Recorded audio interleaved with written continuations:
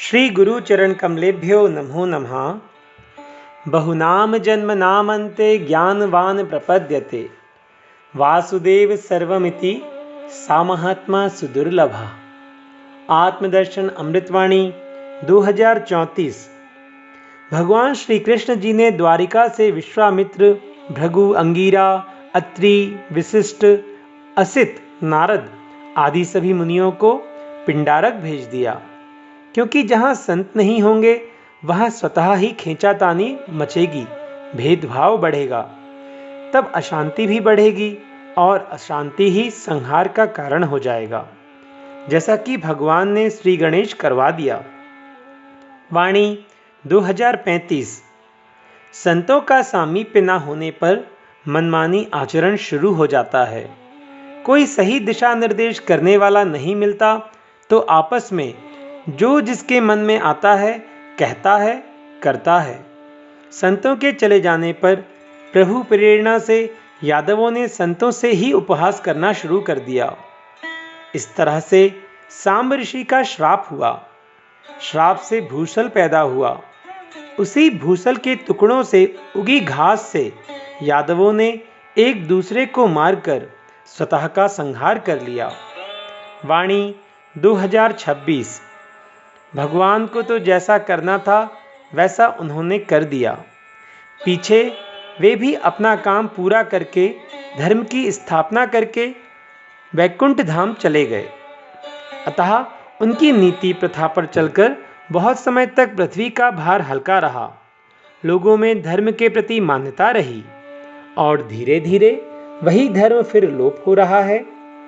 अब तो भगवान का पुनः अवतार होगा, तब वे पुनः नए तरीके से किसी को उपदेशित करके नई दिशा निर्धारित करेंगे। वाणी 2037।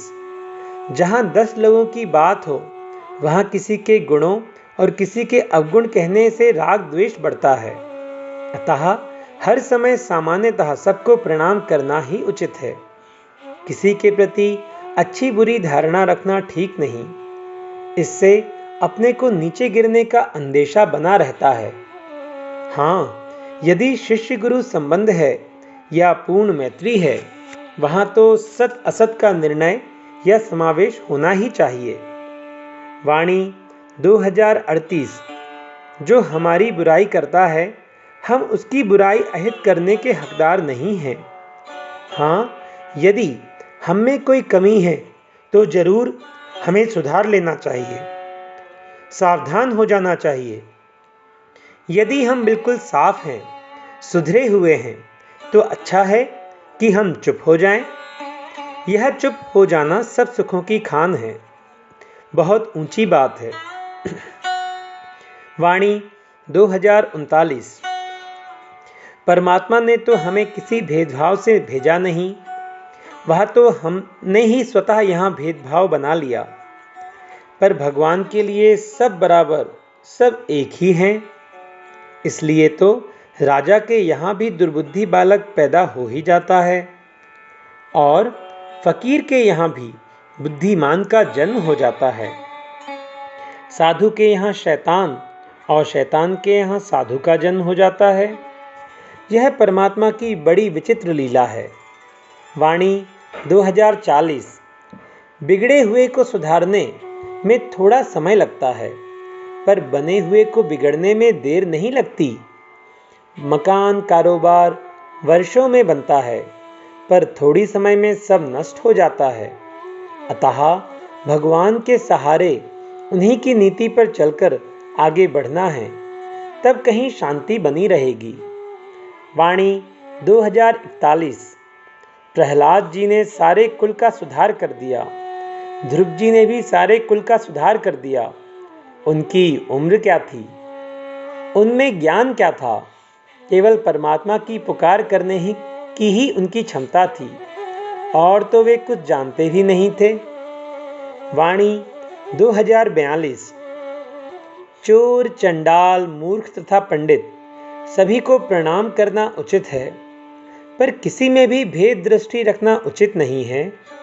हाँ, जो भगवान का भक्त है, उदार है, उसके प्रति हृदय में अवश्य ही बड़ा आदर होना चाहिए। पर बाहर या भीतर से किसी भी प्राणी से द्वेष नहीं करना है, बल्कि जो भूले हुए हैं उन्हें सुधारने की भरपूर चेष्टा करनी है। वाणी 2043।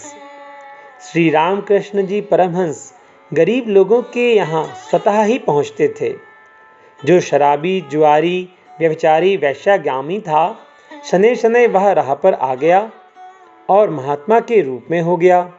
इस तरह से महापुरुषों की बिगड़े हुए को सुधार करने की बड़ी आकांक्षा रहती है। वाणी 2044। भगवान श्री राम जी ने कितनों का उद्धार किया और अंततः रावण के पूरे वंश का उद्धार किया। ऐसा भगवान का स्वभाव है और ऐसा ही संतों का स्वभाव होता है। वे दूसरे को बनाने के लिए अपना सर्वस्व न्यौछावर कर देते हैं, लुटा देते हैं और स्वतः भी कुर्बान हो जाते हैं। यही उनकी खुशी का राज है। पर उनकी करनी कथनी विचार साधारण जन की समझ से परे होते हैं। वाणी 2045। किसी से भेंट हो चाहे ना हो, उसकी याद आए तो उसको अवश्य ही दंडवत प्रणाम हो जाना चाहिए, क्योंकि जो याद आ गया सो आ गया।